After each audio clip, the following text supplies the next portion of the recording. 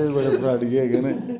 नाज़रीन, बुटेर फार्मिंग से आप कैसे ज़्यादा से ज़्यादा प्रॉफिट कमा सकते हैं और सिर्फ 30 दिनों में थोड़ी सी जगह प्रोवाइड करके आप 1000 बुटेर की फार्मिंग करके 8 से 10,000 मंथली बड़े ही आसानी से और बड़े कम वक्त और कम खर्चे पे आप इससे अर्निंग हासिल कर सकते हैं। बिस्मिल्लाहिर्रहमानिर्रहीम, अस्सलाम वालेकुम नाज़रीन। बुटेर फार्मिंग पर इंतहाई अहम और मालूमाती वीडियो के साथ हाफ़िज़ मोहम्मद इकराम आपकी खिदमत में हाज़िर है और मेरे साथ मौजूद हैं चौधरी मोहम्मद सगीर साहब। अस्सलाम वालेकुम। वालेकुम सलाम। चौधरी साहब, क्या हाल चाल है? अल्हम्दुलिल्लाह खैरियत। चौधरी साहब, बहुत बहुत शुक्रिया कि आपने एक दफ़ा फिर हमें अपने फार्म पे इनवाइट किया। चौधरी साहब, आज हम गुफ्तगू करने वाले हैं बुटेर फार्मिंग पर। आप कब से बुटेर फार्मिंग कर रहे हैं? मैं तकरीबन बटेर फार्मिंग जो है 2016 से कर रहा हूँ और तकरीबन कोई 3.5 से 4 साल का अरसा हो गया बटेर फार्मिंग करते हुए। आपने इस फार्मिंग में क्या खूबी देखी इस अरसे में? बटेर फार्मिंग कुछ आसान भी है और अगर इसको थोड़ा सा आप तवज्जो से करें तो, अगर तवज्जो से आप नहीं कर सकते तो फिर इसमें नुकसान हो सकता है। लेकिन जो है ओवरऑल देखा जाए तो थोड़ी इन्वेस्टमेंट से आप ज़्यादा पैसे कमा सकते हैं। वो तकरीबन 3 तरह के होते हैं। एक उनमें मतलब कोई नस्लों में ज़्यादा फ़र्क नहीं है, रंग में फ़र्क आ जाता है। एक है काले रंग के होते हैं स्याह, और दूसरे आते हैं भूरे रंग के, और तीसरे सफ़ेद। सर, आप चिक्स खरीद कर फार्मिंग करते हैं या कि आपका अपना सारा सेटअप है? शुरू शुरू में तो मैं बाहर से चिक्स लेके आता था और फार्मिंग करता था। फिर आहिस्ता आहिस्ता हमने अपना सिस्टम खुद का डेवलप कर लिया और अब हम अपने ही ब्रीडर से अंडे लेके और बच्चे निकलवा के फार्मिंग करते हैं। सर, ये जो इस वक्त आपकी फार्मिंग सिचुएशन है, जैसे एग से आप खुद ही बच्चे निकलवाते हैं, इसमें आप ज़्यादा प्रॉफिटेबल किसको समझते हैं, इसी सिस्टम को या कि जो चिक्स खरीद के फार्मिंग की जाती है उसको? प्रॉफिटेबल तो है जिसका अपना ब्रीडर हो और सारा हैचिंग का सिस्टम भी हो साथ में, और ख़ुद फार्मिंग करके सेल करता हो, उसमें ज़्यादा प्रॉफिट है। लेकिन इस काम तक पहुंचने के लिए आपको पहले तजर्बाकार होना चाहिए। पहले आप दूसरी लोगों से चिक्स लेके उनको पालने का तजर्बा हासिल करें, फिर आहिस्ता आहिस्ता आपको पता चल जाएगा कि ब्रीडर को कैसे संभालना है, और फिर उसके बाद फिर आपको मशीनें और सारा ऑपरेट करने का पता चल जाएगा। जब ये सारे मामलात आपको पता चल जाएंगे तो उसके बाद आपको पूरा एक सिस्टम बना लेना चाहिए। फर्स्ट टाइम फार्मिंग करता है बटेर की, और वो फर्स्ट कितने बटेर परचेज़ करे और फिर उससे एक मंथ में कितने उस पर अखराजात आएंगे और कितना मुनाफा वो उससे कमा सकता है? मेरे ख्याल में जब बंदा शुरू करता है तो कम से कम 1000 बटेर के चूज़े से उसको स्टार्ट लेना चाहिए, और 1000 चूज़े पे तकरीबन कोई 5.5 बोरियां खुराक की खर्च आ जाती हैं। और बटेर का उस टाइम जो 5.5 बोरियां खुराक खाने के बाद वज़न हो जाता है तकरीबन 100 से 110 ग्राम, और वो मार्केट में बिकने के काबिल हो जाता है। कुछ थोड़े से दूसरे एक्सपेंस आ जाते हैं जिसमें हीटिंग आ जाती है, और कुछ आपके मेडिसिन वगैरह के एक्सपेंस हो सकते हैं। उसको हम तकरीबन 2000 से 2500 डाल सकते हैं 1000 के ऊपर। कैसे एक चिक जो है वो एक मंथ तक कितने अखराजात में पहुंचता है? हम इसको पहले तो ये है कि मैं बता दूं कि आपको जो चूज़े होते हैं उनके मुख्तलिफ टाइम में मुख्तलिफ रेट होते हैं। मतलब जैसे गर्मियां आ गई हैं, मार्च से लेके अगस्त तक चूज़े का जो रेट है वो कम से कम होगा। उसमें आपको 10 रुपये का चूज़ा बिल्कुल सही बात है कि मिल जाएगा। लेकिन जैसे जैसे सर्दी की तरफ मौसम होता जाएगा चूज़े का रेट बढ़ता जाएगा खुद ही, और ज़्यादा से ज़्यादा 13 रुपये तक हो सकता है चूज़े का रेट। इस तरह इसमें एक और चीज़ भी आ जाती है कि जो पुराने फार्मर होते हैं वो जो ब्रॉयलर वगैरह के फार्म हैं उनसे फीड की बोरियां ख़रीद लेते हैं जो पुरानी होती हैं। तो वो फीड की बोरियां जो हैं उनको काफ़ी कम कीमत में मिल जाती हैं, आधी कीमत में। इस तरह उनका मार्जिन डबल हो जाता है। जैसे मतलब एक आम बंदा असली जो बिल्कुल नई बोरी फीड की डाल के तो 5000 कमाता है, तो इसी तरह अगर पुरानी बोरियां फीड की अगर वो कहीं से मिल जाए आपको, तो इस तरह आपका मार्जिन डबल हो सकता है, 10,000 हो सकता है। अगर एक बंदा 13 रुपये का परचेज़ करता है एक चूज़ा, और फिर उस पर तकरीबन 19 रुपये उसके फीड के अखराज आते हैं, और सख्त सर्दी की वजह से उसके फार्म और हीटिंग के दौर पे हमने एक चूज़े पे ऐड कर दिए, तो इस तरह वो 30 से 32 रुपये का हो गया। और सख्त सर्दी में इन दिनों में वो तो सेल होगा 40 रुपये तक। जी। ठीक। और यही अगर वो आपके कहने के मुताबिक अगर वो उन दिनों में परचेज़ करता है जिन दिनों में इसका रेट 10 रुपये होता है, तो फिर वो 8 से 12 हज़ार, और जैसे आप कह रहे हैं कि अगर वो वेस्ट शुदा फीड खरीद के डालेगा तो फिर 12 से 15 हज़ार भी वो 1 हज़ार के पीछे मार्जिन ले सकता है। बिल्कुल ऐसे ही ले सकता है। सर यहाँ एक और बात है कि ये तो वो हैं कि जो सेल परचेज के लिए 30 दिन के पैटर्न से खरीदते हैं। बटेर फार्मिंग के लिए कितनी जगह की ज़रूरत होती है 1 हज़ार चूजे के लिए? हाँ, आपको मैं ये बता देता हूँ कि आप 1 मरबा फुट के अंदर 5 बटेर पाल सकते हैं, 5 से 6 कर सकते हैं।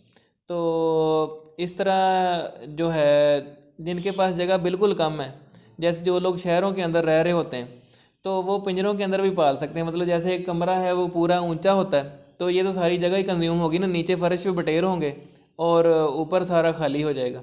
तो इस तरह आप पिंजरों के अंदर डाल सकते हैं बटेरों को। तो पिंजरों की जो हाइट आपने रखनी है वो 18 से 20 इंच ऊंची रख लेनी है, और लंबाई चौड़ाई अपने हिसाब से रख लें। और बेहतर है कि 3 फुट से ज़्यादा लंबा ना करें, ताकि आपका हाथ आसानी से आगे तक पहुंच जाए और आप उसको उसकी निगहदाश्त कर सकें और फीड वगैरह पानी वगैरह डाल सकें। और 1 हज़ार बटेर के लिए तकरीबन जगह चाहिए होगी 200 मरबा फुट। मतलब 10 × 20 का कमरा हो तो उसके अंदर 1 हज़ार बटेर जो हैं वो आसानी से पाले जा सकते हैं। उसके अंदर पानी रखने की और जगह दरवाज़ा खोलने की सारी जगह बच भी जाएंगी, फिर भी इतने सारे बटेर आ जाएंगे उसके अंदर। सर इनमें मोर्टेलिटी की क्या सूरतें हैं गर्मी और सर्दी में? मोर्टेलिटी जो है इसका ताल्लुक जो होता है वो तकरीबन ऐसे कह लें कि कभी कभार तो आपको, जब आप बाहर से आ रहे होते हैं फार्म के अंदर, उस लिहाज से उसके अंदर साथ ही बंदे की बीमारियां आ जाती हैं, किसी जगह से कोई ना कोई ट्रैवल करके फार्म के अंदर आ गई। नॉर्मली ऐसे होता है कि फार्म के जो इसकी जो मोर्टेलिटी है ना, वो सिर्फ टेम्परेचर की वजह से होती है। मतलब लोगों से टेम्परेचर पूरा नहीं होता सर्दियों के अंदर, तो कम टेम्परेचर होने की वजह से ये आपस में जुड़ जुड़ के या ऊपर नीचे चढ़ के ही मर जाते हैं। और उसके बाद जो 1 हज़ार चूज़े के साथ 1,050 चूज़े मिल जाते हैं। मतलब कि 50 चूज़े या 100 चूज़े, मतलब कुछ मशीनों वाले 50 देते हैं और कुछ दे देते हैं 100। मतलब ये वक्त के साथ साथ भी होता है कि अगर मार्केट डाउन जा रही तो 100 मिल रहे होते हैं, और अगर मार्केट तेज़ जा रही तो 50 चूज़े मिल रहे होते हैं। और सर इनको फार्मिंग के लिए ज़्यादा सूटेबल मौसम सर्दी का है या गर्मी का? फार्मिंग करने के लिए सूटेबल मौसम तो सारा साल ही है। मतलब अगर तो आप इस फार्म काम के अंदर जो हैं अपना एक टाइम लगा चुके हैं, तो फिर आपको अंदाज़ा हो जाता है कि आपके एरिया में इसकी सेल कैसी है।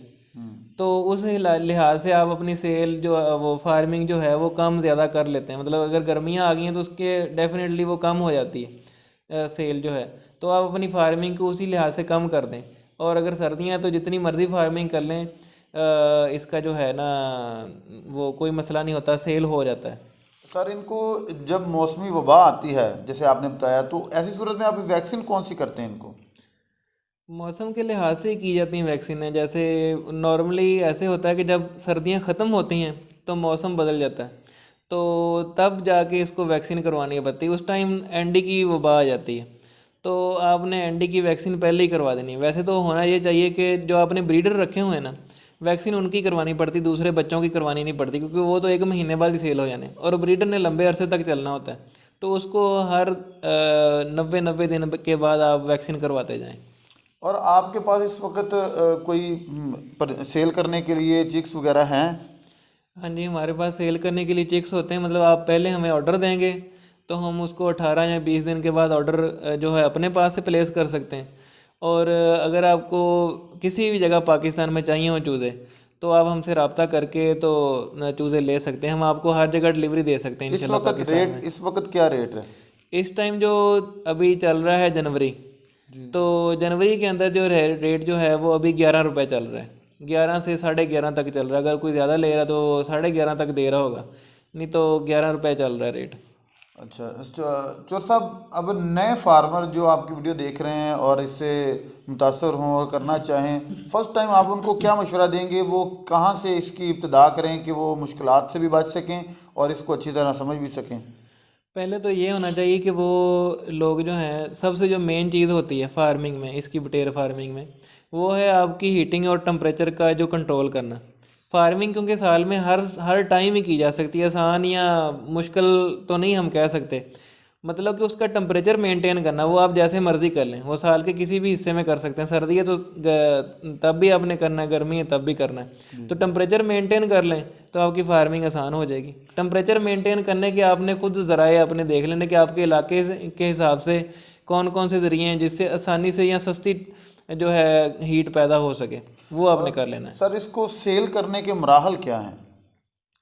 सेल करने के मराहिल मेरे ख्याल में तो दो तरह के हैं। एक तो वो तरीक़ाकार है जिसमें आप किसी के साथ या तो किसी हैचरी वाले के साथ आप अटैचमेंट कर लें या किसी ब्रोकर के साथ अटैचमेंट कर लें कि वो आप उनसे चूज़ा लें और उन्हीं को वापस भेज दें।